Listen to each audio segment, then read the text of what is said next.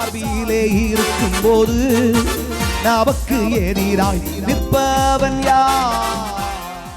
நான் சொல்றேன், இவ்வளவு குடும்பங்களும் நாம் ஆசீர்வதிக்கப்பட்டால் இந்த தேசம் கர்த்தரிடத்தில் தலை வணங்கும். உன் உடன் பிறந்தவர்கள் தலை வணங்குவார்கள், உன்னோடு இருக்கிறவர்கள் தலை வணங்குவார்கள்.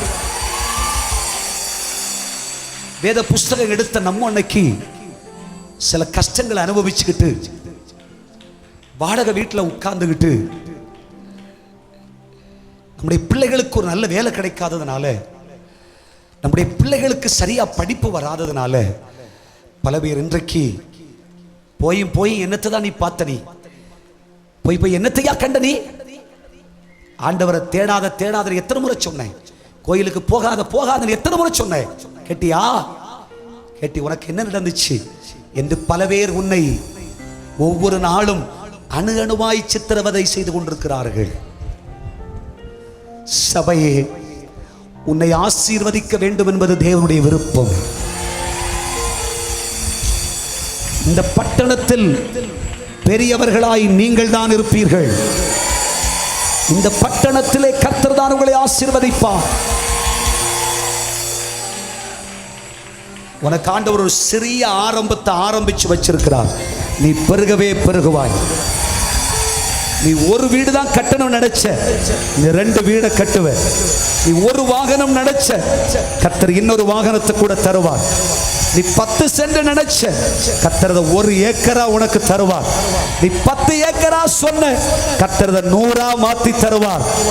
தேவனுடைய பிள்ளையே, கர்த்தர் உன்னை ஆசீர்வதிக்காவிட்டால்,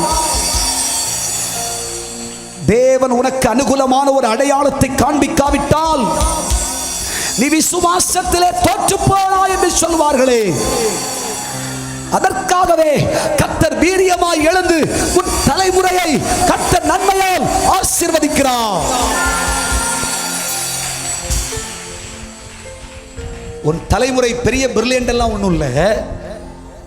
ஆனா உன் தலைமுறையை அநேக ஆயிரம் புத்திசாலிக்கு முன்னே கர்த்தர் எடுப்பித்து நிறுத்த போகிறார்.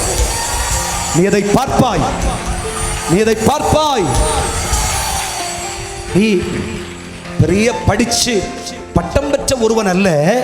ஆனா கர்த்தர் சொல்றார், பல பட்டதாரிகளுக்கு முன்னே உன்னை தலைவனாய் நிறுத்துவேன், உன்னை உயர்ந்தவனாய் நிறுத்துவேன், உன்னை சிறந்தவனாய் நிறுத்துவேன், உன்னை கனப்படுத்துவேன், உன்னை ஆசீர்வதிப்பேன். நீ சொல்ற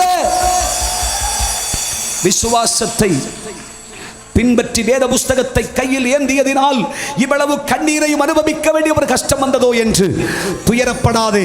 இனிமேல் இந்த வார்த்தையை நீ வாயால பேசக்கூடாது. கர்த்தர் சொல்லுகிறார், நான் உன்னை விட்டுக் கொடுக்கிற தெய்வம் அல்ல. நீ கெட்டு போக மாட்டாய். உன் சந்ததி பூமியில தலைத்து ஓங்கும். உன் பிள்ளைகள் செழித்திருப்பார்கள். உன்னை குற்றப்படுத்துகிற எந்த நாவையும் நீ குற்றப்படுத்துவாய். இது அப்பா செய்ய போகிறார். கர்த்தர் நம் சார்பிலே இருக்கும் போது நமக்கு எதிராய் நிற்பவன் யார்?